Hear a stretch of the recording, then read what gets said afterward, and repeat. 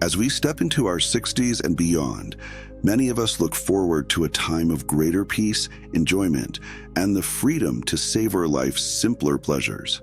We've earned our golden years, a time for relaxation and cherishing meaningful connections. But what happens when those connections, particularly with family members, become a source of stress rather than comfort? Are there certain relatives whose visits you dread, whose phone calls leave you feeling drained, anxious, or upset? You're not alone. Today, we're going to talk about 6 specific toxic behaviors some relatives can exhibit after 60, behaviors that can truly steal your peace of mind and negatively impact your well-being.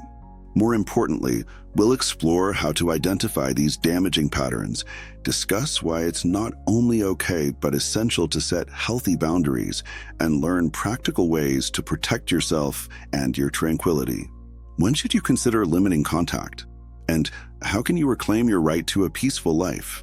If you believe that your peace in these precious years is worth protecting, and if you're ready to learn strategies to handle these difficult family dynamics, we'd be so grateful if you'd give this video a thumbs up.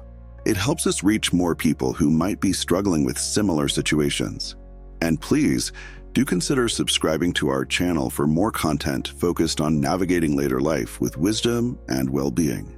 We also truly value your experiences and insights, so feel free to share your thoughts, respectfully, in the comments below. Sometimes, just knowing you're not the only one facing these challenges can be a great comfort. First, let's address a behavior that can slowly chip away at your self-esteem and joy: the constant critic. This is the relative who always seems to find fault, whether it's with your appearance, your choices, your home, or even the way you live your life now that you're older. Their comments might be disguised as helpful advice or just being honest, but the underlying message is one of disapproval and judgment. Living under a constant barrage of criticism is exhausting. It can make you doubt yourself, feel inadequate, and create a sense of dread around any interaction with them. It steals your peace by making you feel like you can never quite measure up. So, how do you set a boundary here? You can say, calmly and firmly, "I appreciate that you might be trying to help, but I am not looking for feedback on my choices/appearance/home right now. I'd prefer if we talked about something else." If the criticism continues, you might escalate to, "When you constantly criticize me, it makes me feel hurt/disrespected/uncomfortable, and I'm no longer willing to participate in conversations that make me feel that way. If this continues, I will need to end our conversation/visit." Protecting your peace means not having to be a target for someone else's negativity. Next on our list is the drama creator. This is the relative who seems to thrive on chaos, conflict, and emotional turmoil. They might exaggerate situations, gossip relentlessly, pick fights, or always seem to be in the middle of some crisis, often pulling others into it. Being around a drama creator is like being on an emotional roller coaster you never asked to ride. They can disrupt family harmony, create unnecessary stress, and leave you feeling agitated and overwhelmed. Your peaceful environment is shattered by their need for constant excitement, often at others' expense. To set a boundary with a drama creator, you must refuse to be drawn into their vortex. You can say, "I'm sorry you're going through that, but I am choosing not to get involved in this situation," or "I am trying to maintain a peaceful atmosphere, so I can't participate in gossip or arguments." It's also okay to limit the information you share with them, as they may use it to fuel future dramas. Protecting your peace means not allowing someone else's need for turmoil to dictate your emotional state. Sometimes, this means physically removing yourself from the situation when the drama starts to escalate. Our third toxic behavior is a particularly insidious one: the manipulator.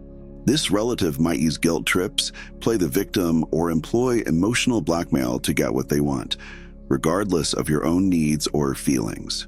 They might say things like, "After all I've done for you, you can't do this one small thing for me," or constantly recount their misfortunes to make you feel sorry for them and thus more compliant.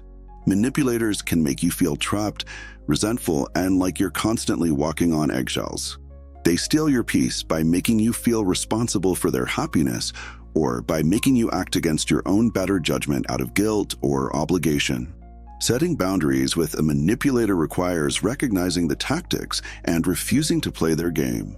You can say, "I understand you're in a difficult situation, but I am not able to do what they're asking right now," or "I will not make decisions based on guilt. While I care about you, I also need to consider my own well-being." It's crucial to stand firm and not give in to the emotional pressure.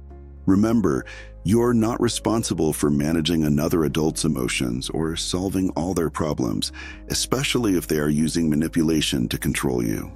Fourth, we have the gaslighter. Gaslighting is a subtle but incredibly damaging form of manipulation where a person makes you doubt your own memory, perception, or sanity. They might deny saying something you clearly remember them saying, twist your words, or tell you that you're too sensitive, imagining things, or losing your memory when you bring up a concern. This is especially cruel when directed at older individuals, as it can prey on fears about aging. The impact of gaslighting is profound. It can erode your confidence, make you feel confused and anxious, and steal your peace by making you question your own reality. To set a boundary with a gaslighter, you must learn to trust your own experiences and refuse to let them define your reality. You can say, "I remember things differently," or "My feelings are valid," even if you don't agree with them, or "I know what I saw/heard, and I am not going to argue about it." If the gaslighting is persistent, limiting contact may be necessary to protect your mental health. Your perceptions are real, and no one has the right to make you doubt your own mind. The fifth behavior that can drain your energy is the emotional dumper. This is the relative who treats you like their personal therapist, constantly unloading their problems, negativity, and emotional baggage onto you without any regard for your capacity to handle it or whether you even want to hear it. While supporting loved ones is important, emotional dumping is a one-sided affair. They talk, you listen, often for hours, and they rarely reciprocate by asking about you or offering support in return. You're left feeling exhausted, overwhelmed, and emotionally depleted. They steal your peace by turning you into a receptacle for their unprocessed emotions.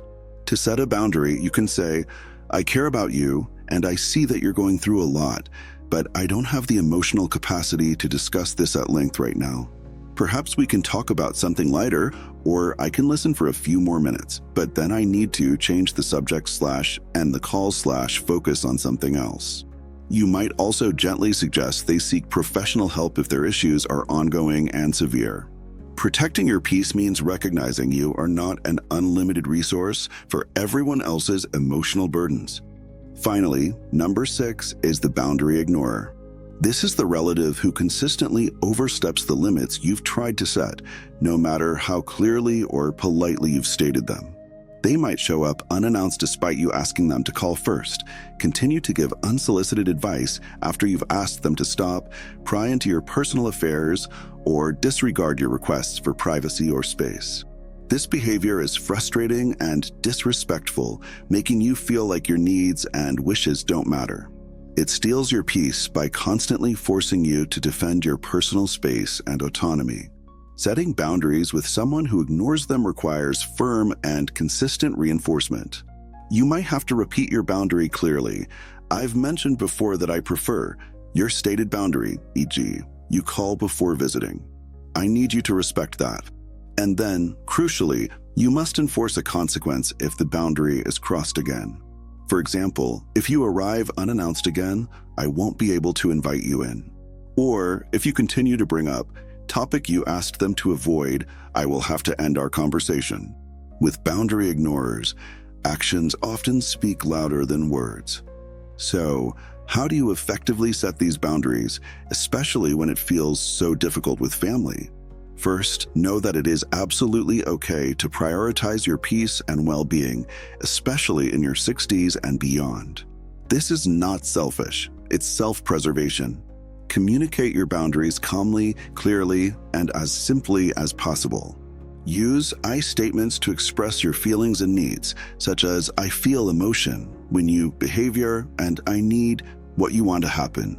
Be prepared for some pushback or for them to test your resolve. Consistency is key. If you waver, They'll learn that your boundaries aren't firm. And yes, it is okay to distance yourself from toxic family members for your health. You should seriously consider limiting contact when a relative consistently violates your boundaries despite your clear efforts to communicate them when their behavior is abusive, verbally, emotionally, or otherwise.